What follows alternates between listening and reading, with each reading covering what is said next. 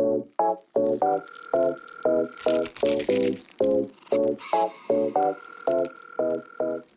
everyone, it's Jess, aka Colouring Bumblebee, and I'm back today with another video for you. Today I'm going to be sharing with you a video that's been requested a couple times recently, and that is how I colour with alcohol markers. And I thought doing a page from Kameliya Angelkova's book, this is 50 Mythical Miniatures, which I have been working in a lot thanks to Melissa from 1 to 89 Colours for hosting the hashtag Project Mythical Minis, where she picks 4 pages every month. And I thought this would be a perfect little page to show you my process of how I colour a page using only alcohol markers. So I've already gone through my Ohuhu 216 set and picked out the colours here. And the way I colour with alcohol markers, as you can see on the page before with Elf here, is I like to do some very subtle shading by just outlining with a darker shade of that marker colour. So I'll put a base layer down of the lightest colour, then I'll go over the outlines with a darker colour and shade that way. A very sort of subtle effect. So I go through and find 2 shades of the same colour. So for the red I've got Y5 and R2.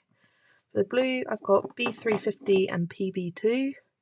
For the light brown I've got Y9 and BR2. For the darker brown I've got E170 and BR1. For the green I've got GY4 and GY3. And then for the skin I'm just going to do E090 layered on top of itself. Sometimes if you don't want too strong of a contrast, I will just layer the marker again over itself. To shade his facial hair, I'm going to use WG050, and for the mushroom stalks, I'm just going to use E2080. Actually, those should be switched around. E280, because again, I want the shading to be quite subtle on that and not so sort of obvious. Where shall I put that? So what should I start with? I think I'm going to start with the leaves here. And I'm just going to move this into frame, move these off to the side, and I will start with the leaves. And my biggest piece of advice when colouring in Amazon printed books like this is to not colour all the way to the edge. And it is hard to kind of tell your brain, oh, before I start, I need a scrap piece of paper, quick. So I just use a scrap piece of paper to prevent bleed through to the next page. Don't think I got any green through there. Right, carry on before the marker dries. So my biggest advice is to not colour completely up towards the lines, because especially on cheaper Amazon paper, there is the tendency for them to bleed over the lines. And if you colour just before the lines, it will bleed and feather out and fill up to the line mostly. If not, then you can just go back in and fill those little gaps up. It's something that I constantly have to remind myself, and I do find I go outside the lines a lot on these Amazon print books, but that is the nature of the beast. Kameliya Angelkova's books are pretty good because they're quite thick lines. There's some others which have much thinner line work where it's more important to make sure you leave a bit of a gap between what you're colouring. You can see there already it's bled over the lines slightly, but I find once you have a whole completed page, you don't notice it too much. A pro tip, if you leave the background white, you can go over with a white paint pen or gel pen, and that kind of disguises it. But if you want to go over with a coloured background, sometimes the colour will hide it as well. But if you want to do a coloured background, don't go over with a white paint pen first to try and obscure the bleed, because I've done that before and it just highlights it even more because it's this stark white part compared to the colour for the background. So I am just going through here, doing my base colour, and to colour with alcohol markers without streaks, the biggest tip I can give you is work reasonably quickly. And when doing larger areas, you want to make sure that the marker you're working with is wet. So if you need to go off and do another little section, make sure that you keep coming back and forth. I'll show you that later when I'm doing a larger section that's more relevant.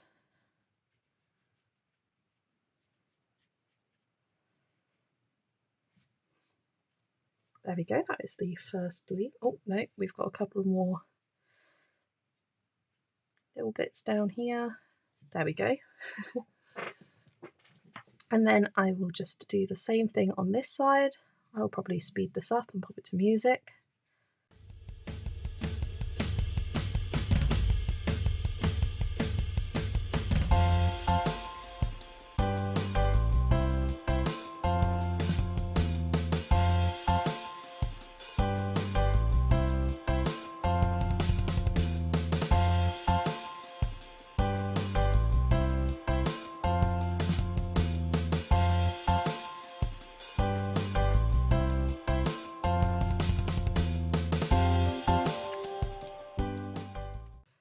Okay, there we go. That is both of the leaves shaded in with the base layer. Then I take the darker shade of the colour, so in this case it is GY3, and I will try and keep the shadows somewhat the same. So I will go back to my elf page. You can see here the shadow is at the bottom of the leaf. So I will try and keep the shadow to the same side to try and make... I'm not perfect at this. My shading leaves a lot to be desired, but I think I will do it so we are shading on the right hand side here, going down, and then we've got each of these little lines, and I will just sort of go down on the lines. It'll make more sense as I'm going along, but sometimes I don't know where to start with the shading, because often I just do it as I go, and I'm just doing a very thin line at these smaller leaves at the top here, and this just helps create a little bit of depth in your page. Again, if you want a more subtle effect, you can use the same marker as you did the base layer with, but for a more dramatic shadow, find a slightly darker shade. I try not to go too dark, so it does kind of blend together. And also sometimes when I want a super blendy look, I will do it whilst the base layer of marker is still wet and going straight in with the darker shade, as when the marker is wet, it allows the next shade to blend in more seamlessly.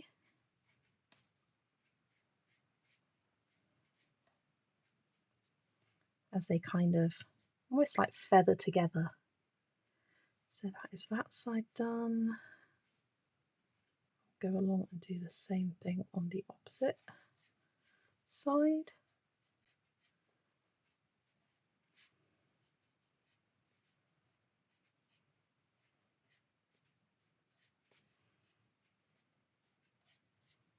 Just keeping the shading reasonably subtle, nothing too crazy, but just a little something to add some depth.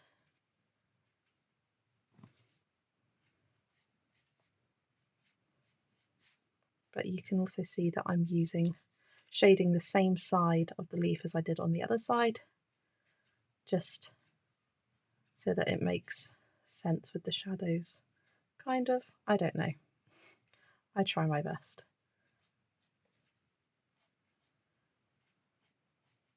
And I think that's what you can really do with colouring. Try your best, have fun. learn, experiment. Nothing wrong with that. And then I am just going to add a line of shadow on the right hand side here.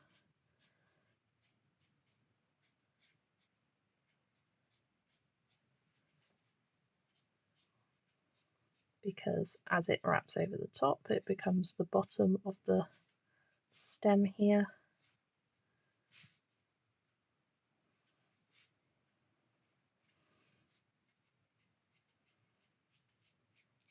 Then as it curves around, I'll switch where I'm adding the shading to so that it matches with the bottom of the leaf, if that makes sense. There we go. So that is that leaf done, and I will do the same on this one. Just trying to neaten up my line there a bit, and again speed it up to music.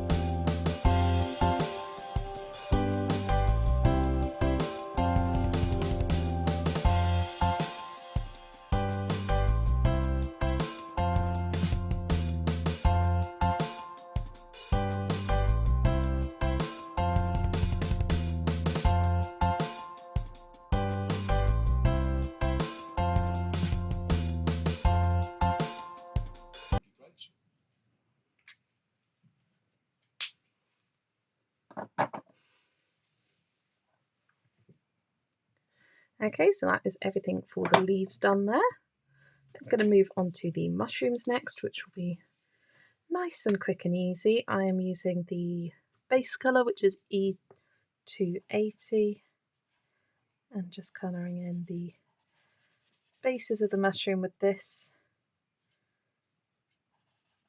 And as I want this to be quite a subtle shade, I will use the same alcohol marker for my shading.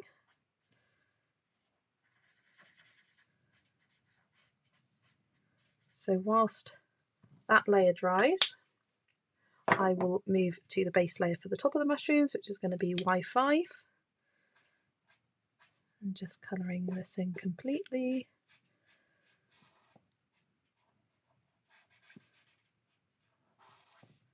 Now I think with these dots on the top of the mushrooms, I will try and white them out. Often if you try and white out black lines on something, or put some white paint pen on something that's red or pink toned, it'll make the white paint pen turn pink itself, which is not necessarily what I want, not the look I'm looking for. Although I could do gold dots instead with a gold metallic gel pen. That could be fun for a kind of mystical look. Might do that instead actually. But yeah, white is something that you have to be quite mindful of when using over red. Sometimes I find if you do several layers, like 3 or 4 layers of the white, eventually it will stay white. But yeah, sometimes even over time it will turn sort of a bright magenta-y pink colour. I don't know why it does that. Like, what's the point of a white paint pen for something to be white? If you do it over a certain colour, then it changes. Why does it do that? I don't know. So let's go back to the mushrooms. And I think for these, I'm going to do the shadow on the left-hand side, as I can imagine this basket I'm going to do on the left as well.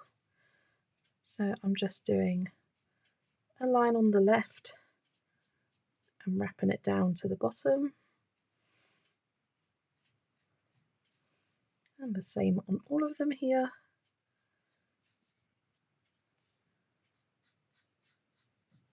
Again, just subtle shading to add to it.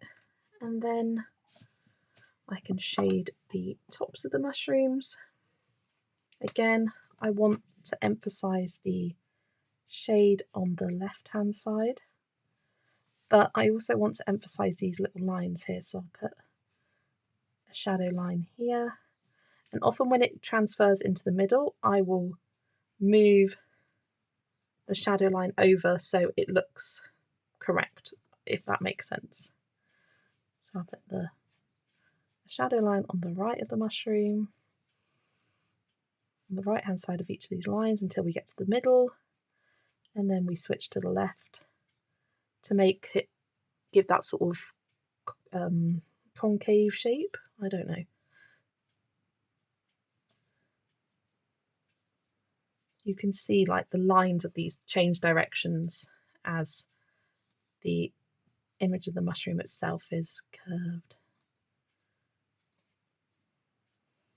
So once you get to that center one, just switch up the side you're putting the shadow on. So there we go, that's the mushrooms done. I'm thinking let's move on to the brown accents. So I've got the light brown combo, Y9 for the base of the acorn lantern we have going on here. So I'll add that there. Need to get myself out a yellow marker for the centre here. And I'm going to do it for the back as well. But then once that dries, I think I'll go over with the same shade again, just to darken it up a bit so it makes it look like it's inside. And then I'll put the same colours on this basket here.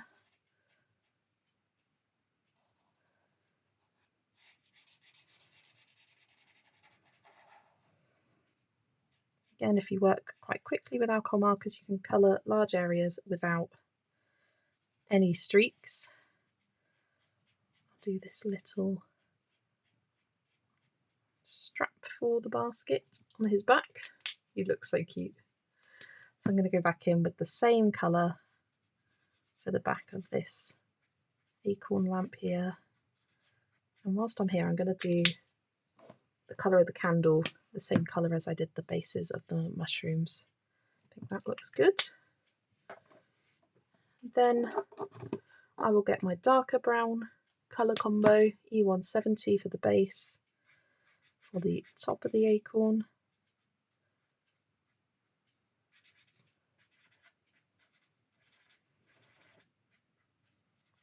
Now you can experiment and do some lighting effects here, but I get a bit scared when it comes to that. So you can create this fun glow effect, but I'm just keeping it simple. I'm going to use that same brown for his boots here. Often I will take elements throughout the page and make them matching colours so the page looks nice and cohesive and we haven't got too many colours going along. So whilst you're thinking about the colour palette, think about what main colours do you want. Is there any green leaves that you want to make sort of like just neutral, like just green for them? Any browns, anywhere else you can use those browns. I think I'll do his belt here brown as well.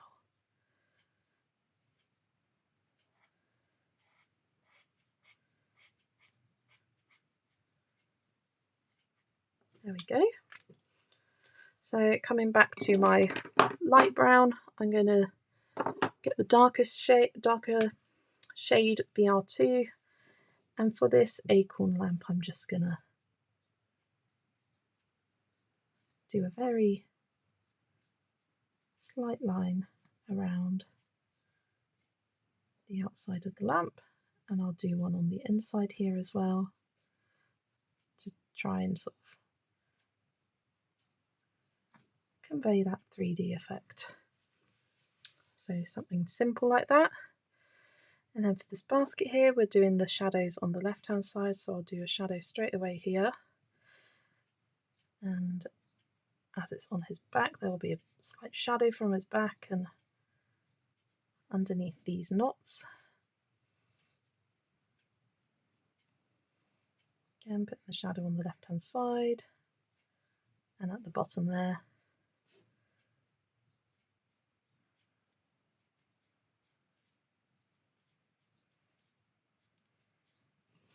And then I'm just going to go where these lines, hatched lines are for the basket.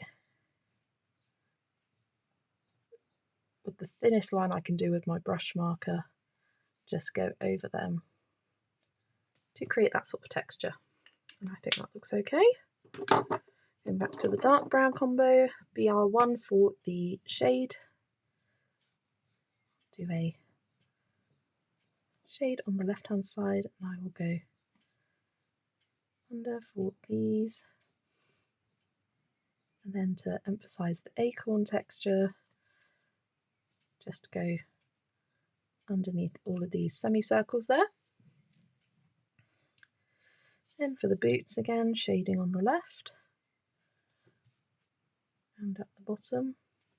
And as this is curving up, I'll do a shadow there and shadow there to make it look like the boot has sort of rolled up on itself.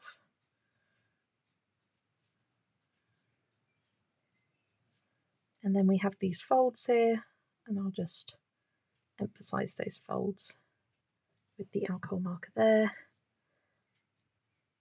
and just a line underneath for the belt. Well, not underneath, at the bottom for the belt. Something nice and simple. There we go. Next, I think I will do his skin. I'm just using E090 for his skin.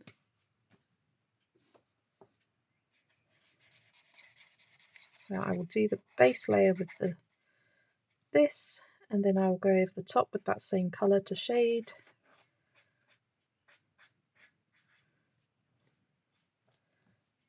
And whilst that layer is, I'm waiting for that layer to dry, I will go over his beard and hair and just do the shading on that whilst I'm waiting for his skin layer to dry, because if you go over when it's too wet, then it will just kind of blend together too much, especially when you're doing the same colour to shade itself. You need it to dry in between, and it doesn't take long, a minute or less, maybe 30 seconds to dry completely. But I'll just move on to another section of the page whilst I'm waiting for it to dry. Whilst I'm here, remember to shade the candle there, and then I'm using WG050 to shade his beard here. I think for the eyebrows I will just shade completely with the colour, as your eyebrows tend to be darker than the rest of your hair.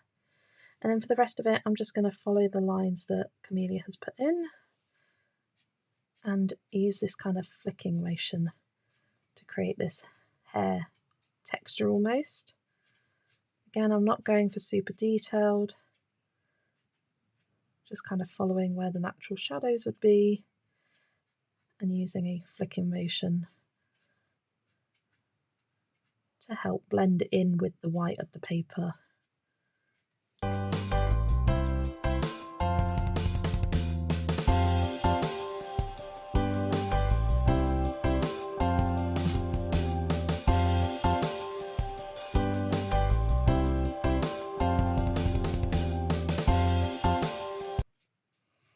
I might just kind of play around with that until it looks the way I'm happy with it looking. Again, I'm no expert at shading, I just kind of play around until it looks alright. Do the same for his hair.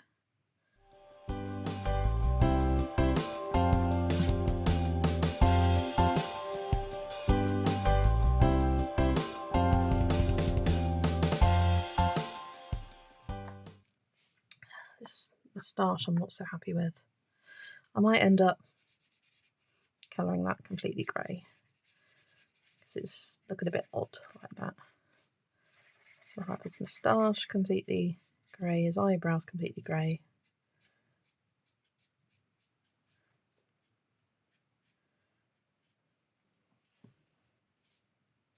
And then the rest kind of more of a white.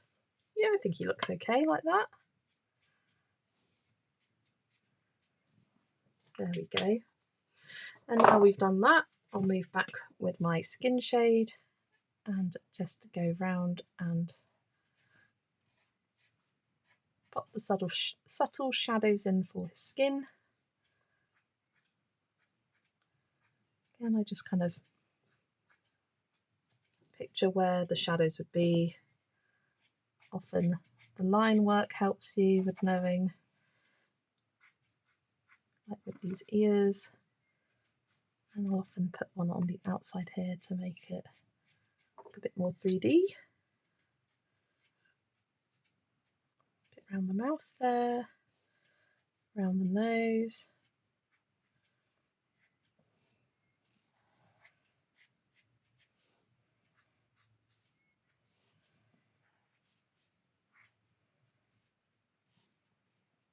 There we go. So as you can see, very easy skin shading for that. I think I'm just going to go back in with my grey marker and create some flicking motions on his moustache here.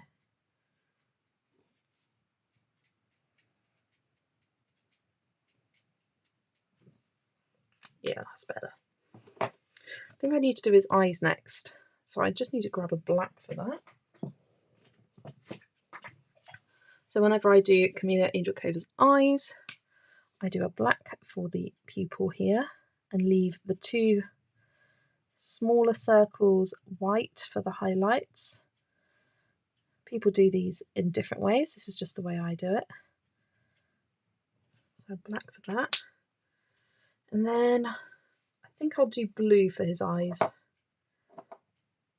because I think that will look good. And often for the eyes,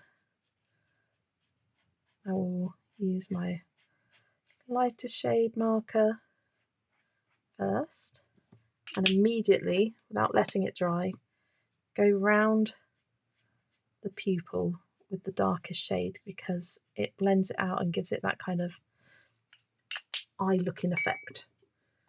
So that is the eyes. It's looking a lot more friendly now. I will, as I've got these blue markers out, I will do the blueberries. So B350 as my base colour. I always love colouring berries, no matter what they are. And I'm colouring these as blueberries. You can colour them as little red currants. That's what I did for the elf page, just for something different. But I thought I would do these as traditional root blueberries. I mean, you can do them any colour you like, really. It's a gnome. A fantastical creature can be picking any sort of colour berries. And then I wanted to have his outfit be matching with the blue of the blueberries and the red of the mushrooms. So I think I'll have him with a red hat and blue, yeah, a blue top. And I'm not sure what for the trousers. I'm going to see what it looks like with the top coloured in. Whether I do it red, blue, I could do it a darker blue, I could do it brown. I'll see. Sometimes I wait and see until I've coloured something for what my next step is going to be.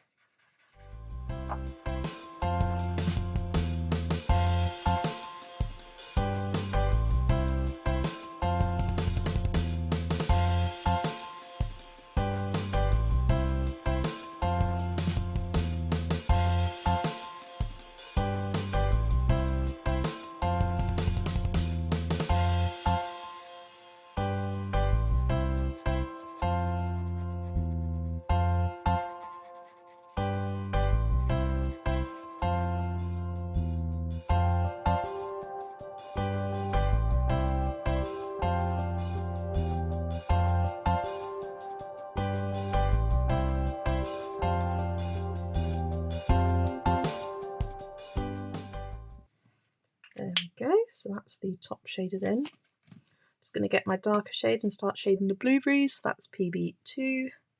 So we've got the sort of indented bit here that I will colour in completely with the darker shade, and then keep with the shading on the left and the bottom.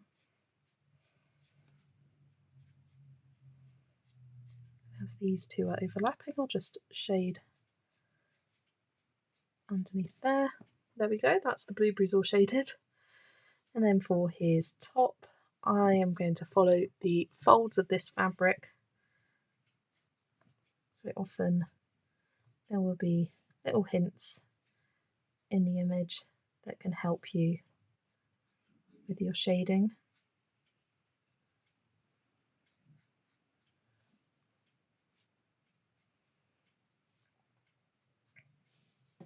And I'll just do a reasonably thin line underneath the belt. So there'll be a shadow there, over there,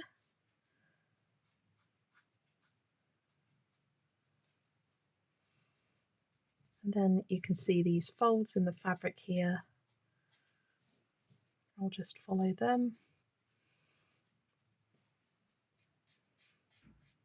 to help me with my shading. And then underneath this strap for the basket, so there'd be a shadow there. There we go, that is the top all shaded. So let's do the hat next, I think. And then I need to work out what colour I want to do his little trousers here.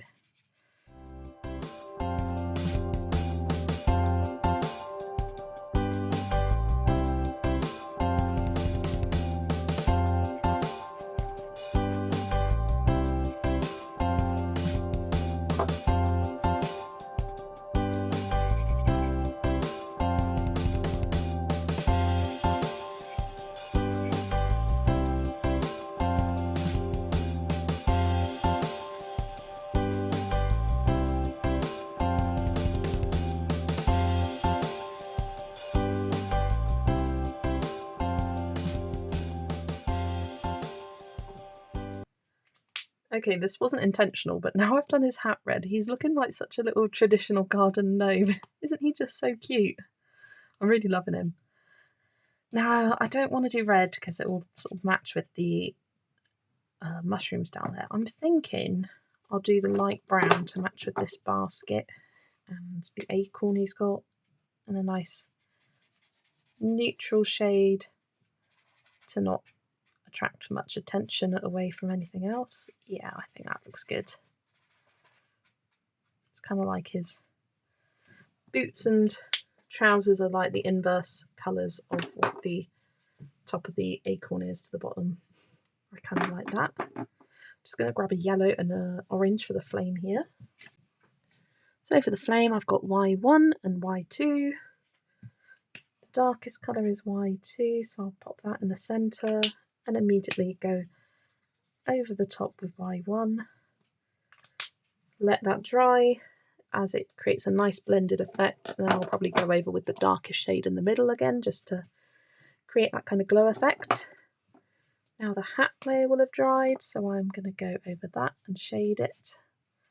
Again, following the lines that are there for you and focusing the shadows on the left hand side.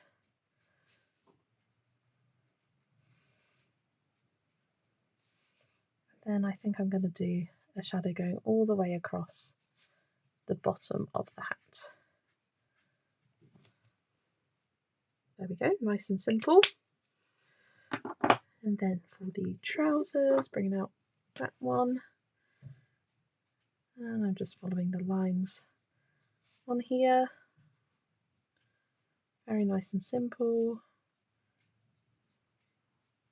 A little bit under the top. There we go. And that is him almost done. I'll add a little, yeah, there we go, for that one. And he is looking super cute. I do want to go back in with my warm grey and just darken up the shadows on the eyebrows.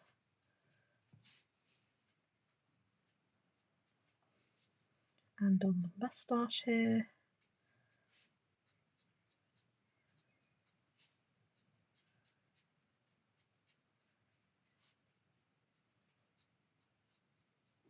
There we go. And the only thing left to do now is think about the background. And I really liked this circle I did for the background of the elf, and I think I'll do the same here. So I've got some circle stencils, which I got from Temu. They come in a pack like this, and I just kind of pick a couple of sizes, see which works best for the page. I don't know, I quite like having bits of the image pop out from the frame. Often I won't include the bottom, but I kind of like the idea that that's included in the circle there. So I could do something like that. And then for a colour, I'm thinking of a nice light blue. It is quite similar to the page before, but that's okay. I don't mind too much. Or do I do a yellow? No, I'm going for a light blue sky. Let me find an alcohol marker for that. Okay, I'm going to go for B120 for the background, which is a nice light blue as I've swatched there.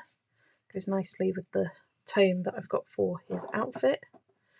I'm just going to grab a pencil and pop in a rough outline. I like to make this as faint as I can. And we've got quite a few fiddly little details to go around here with the leaves.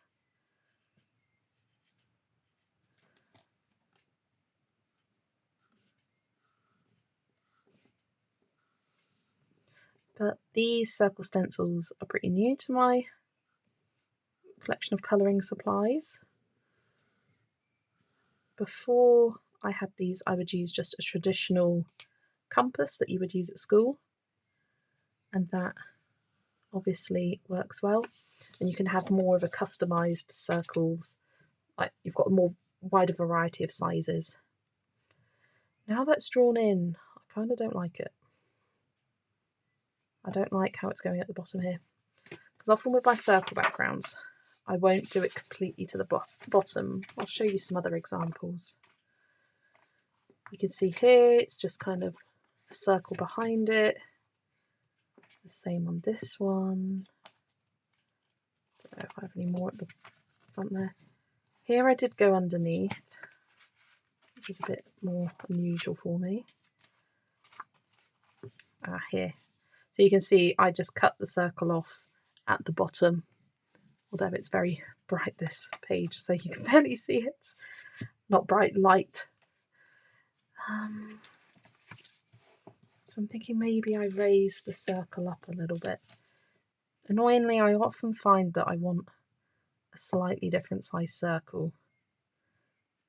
Like I want it slightly bigger, or... Do I go for the bigger one? I almost never use this because it's kind of right to the side of the page. But I think it could work. I'm going to draw the outline just because there's so much going on with the leaves. I feel like almost containing them would be a good idea.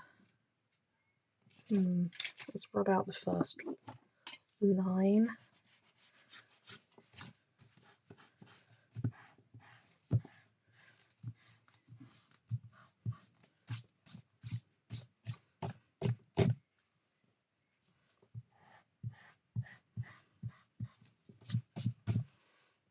Do I prefer that? No, I don't.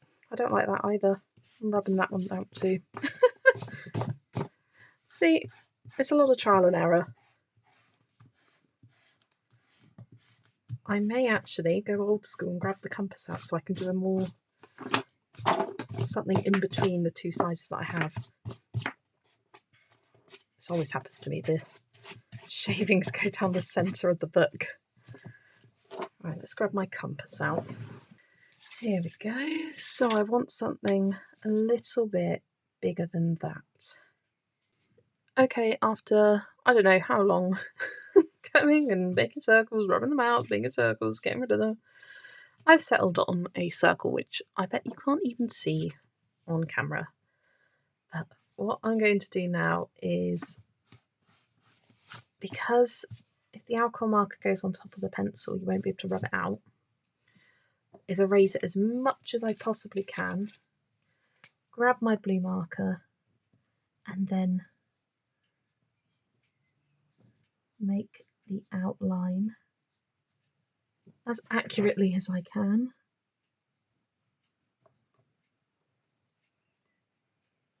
Which, I'll be honest, is even harder, not being able to get my head completely up close to the page like I often would, because I'm filming and trying not to get my head in frame. And whilst this marker is still mostly wet, quickly fill in the background for it.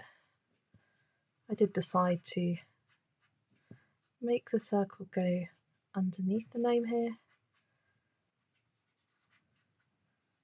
So earlier what I was saying about moving around large areas, so leaving that section still wet and then coming back before it's dried to try and create that kind of seamless look.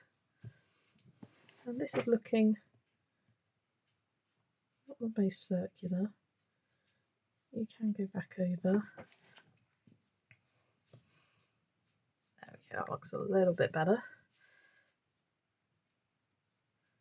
And I will just go around the circle, filling in the bits of the background as quickly as I can, while still being mindful not to go over the lines and ruin the work I've already done.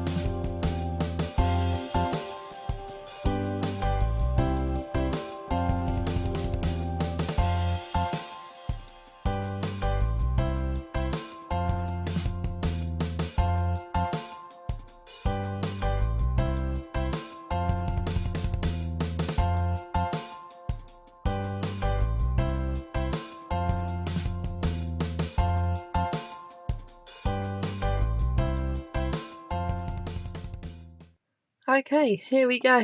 The page is done and coloured.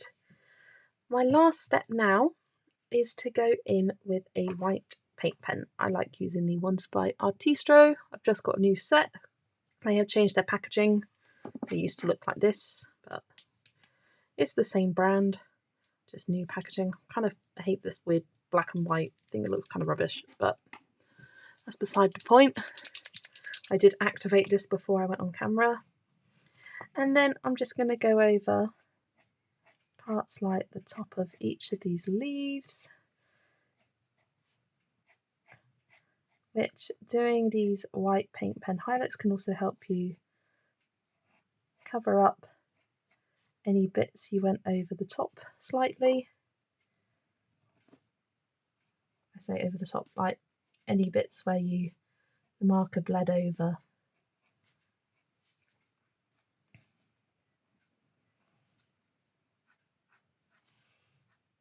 But I know you saw in the sped up version that I was colouring quite frantically with the background colour because this was a large space to do all in one go. And you can see there's a bit of like kind of darker areas here and here because I left it too long and the marker did dry before I came back to it. But going over and doing little bits all over the page helps keep the marker wet and is a great tip for keeping the streaks to a minimum. Obviously there is still a little bit, but is a lot better than it would have been had I not have gone around, because otherwise you'd get these lines where you stop colouring at one place and start colouring. And then if I do find I have those lines, I try and kind of blend it out with the marker, creating some circles, and that helps to kind of disguise it slightly, which is what I did here and here.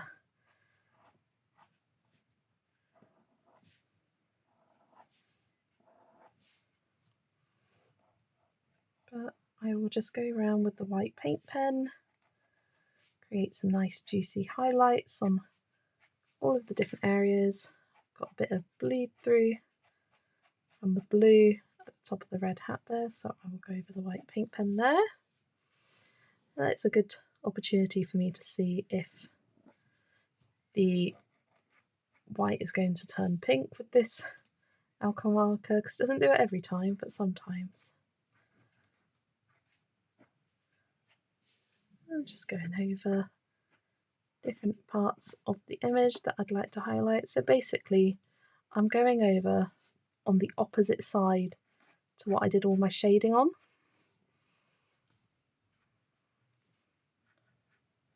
Just to create those nice contrast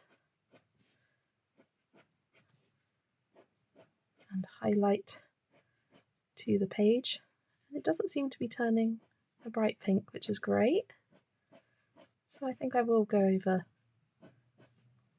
the tops of these mushrooms with the white paint pen, especially as this is a new paint pen. It's quite juicy. I find sometimes the more you use it, the kind of waterier it gets. But if this does go pinky coloured, then I might just go over the top with my gold gel pen. I'll see how it goes as it dries.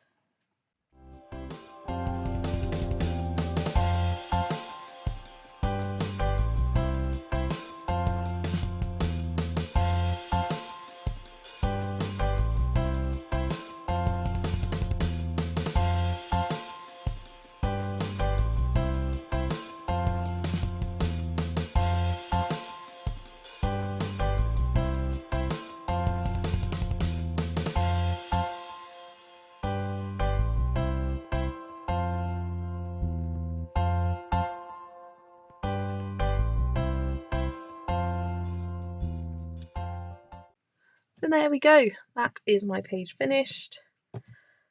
Yeah, really enjoyed colouring this, and according to my camera this took me 1 hour and 6 minutes. I will chop the video down and make it a little bit shorter to make it more enjoyable to watch, but these pages are nice and quick, easy, simple ones for me to colour. Really love how they turn out, and yeah, one page close to me completing this book. That is my 15th page done in this book now, so 15 out of 50. We're getting there. One day this will be completed. So let me know in the comments if this video was helpful to you. What other videos would you like to see from me? I'm open to suggestions. I have had a request of how I colour with alcohol markers and pencil shading over the top, so that is on the list. But anything else, I am open to ideas and trying to help you learn along with me and show you what my personal process is, not necessarily how to do something, but just how I do it. Let me know if you enjoyed the video. Thanks so much for watching, and I will see you in the next video. Bye everyone.